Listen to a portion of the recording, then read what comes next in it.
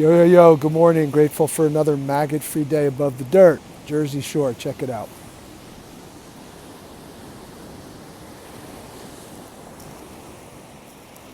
So, today's video is called We Are the Sum of Our Consumption.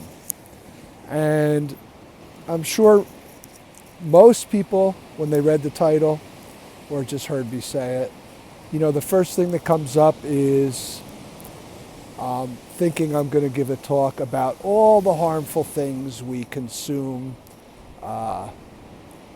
drugs, alcohol, food, greed, shopping, money, porn,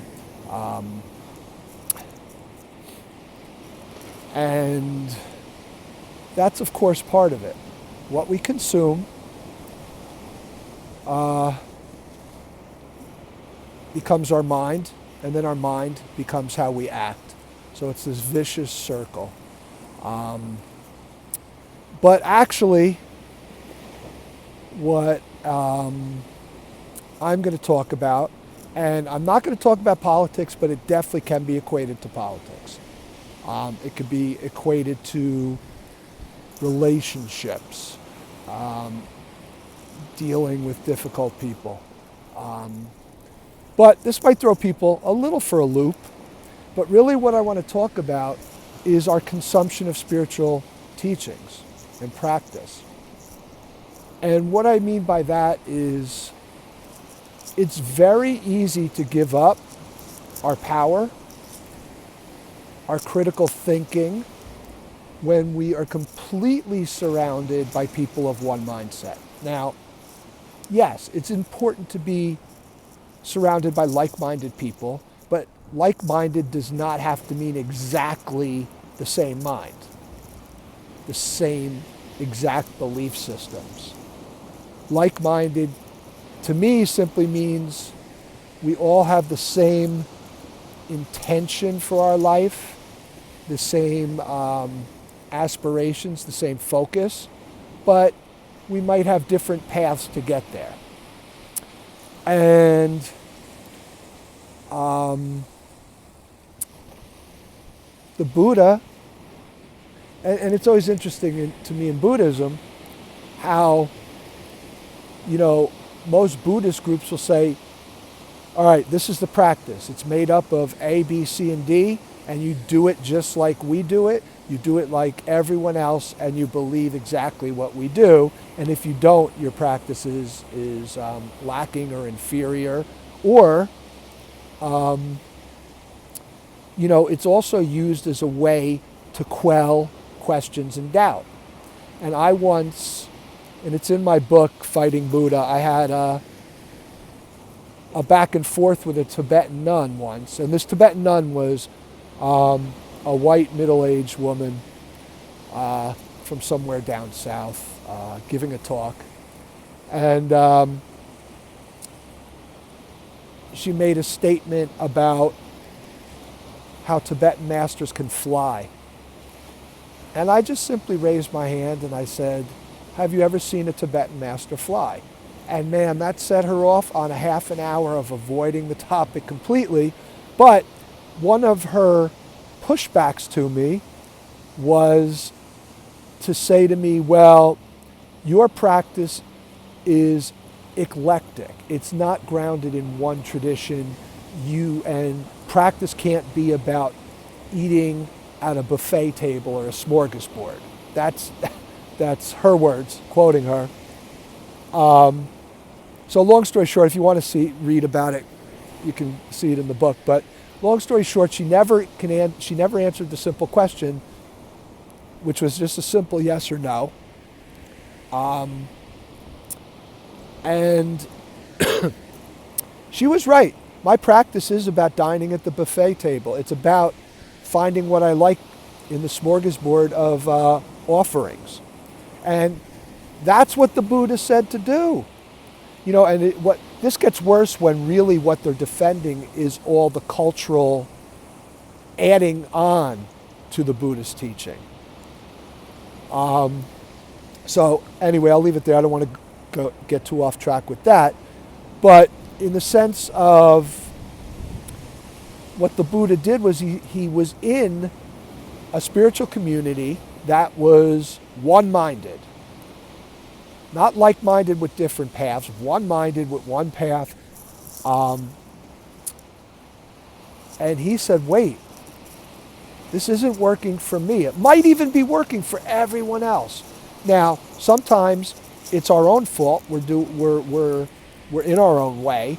But my experience with myself and other people, having conversations of people that have had the same experience, is, a lot of times the teachings will say you're not fully vested in the teaching. You're not practicing hard enough. It's you. And maybe something just doesn't resonate with me or with you. And that's what happened with the Buddha. Things didn't resonate with him. He got to a certain point in his practice and there was nowhere else to go but to leave it behind. And he advocated this. That's what, so I have such a hard time reconciling with a lot of Buddha's sanghas and communities is one of the Buddha's first teaching, the first thing he did for himself was abandon what didn't work and resonate and find his own way. And then he turned around and told everyone that came after to do the same thing. Even with his own teachings, he said, if something I say, don't take my word for it. Now, this isn't an excuse just to do whatever you want, but it's a pretty poignant moment of Buddhism that I think is completely forgotten about and disregarded and dismissed.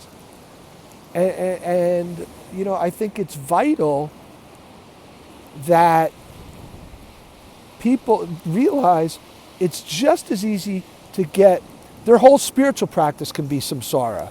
It can be that vicious circle of being the sum of wrong consumption and then acting it out and keep perpetuating it. And this is seen in other things as well. I mean, I realize we can get into a cognitive dissonance discussion, of course. So, that factors in. But it's very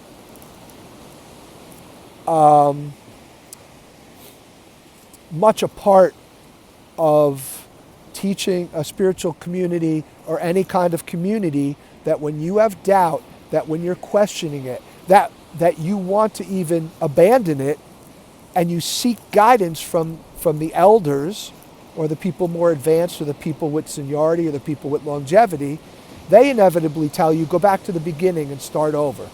Do something basic. And that might be true for some. And that's the point. We have to decide for ourselves. But a lot of times, this is just the safety net to keep you caught.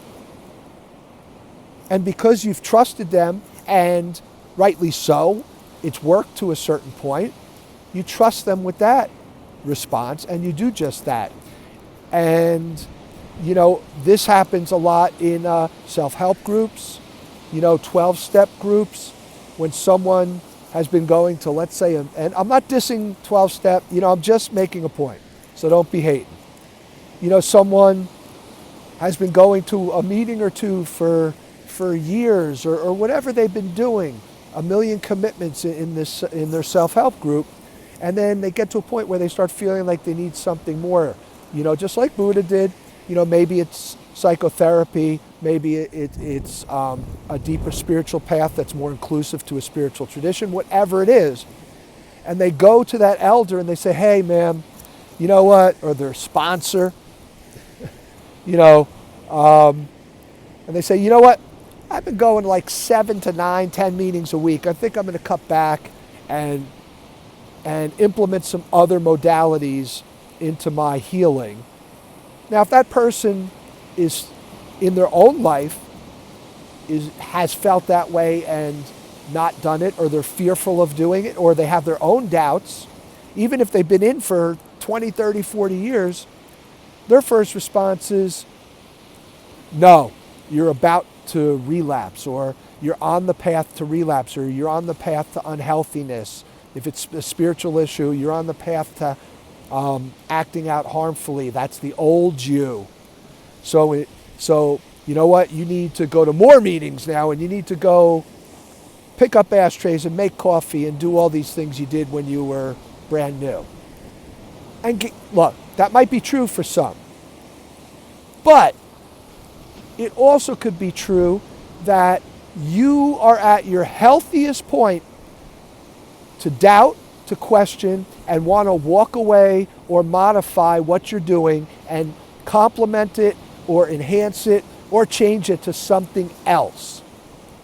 And that's a scary place to be, when every fiber of your being, in your practice, in your recovery, in your wellness, says it's time for a change, but you're afraid because what's been working, you're afraid if you don't do it or you modify it or change it, you will fail. So this is a tipping point. It's a crossroads, and it has to be responded to with clear insight, with honesty, and with clarity, and also with guidance. But make sure you seek guidance from the right people. You know what? Sometimes the right guidance isn't the person that's doing exactly what you're questioning. Maybe you need to find someone that's actually done what you're contemplating, that they could share that side of the story. So when I say we're the sum of our consumptions, if we're only consuming one point of view, one mind of thinking, that's all we're going to have as our basis for investigation, assessment, and critical thinking. So, yes, be careful of consuming the harmful things, but realize sometimes what we deem the most healthy things can be a consumption that is not healthy as well. So I hope this was helpful. Have a great maggot-free day above the dirt. Peace out.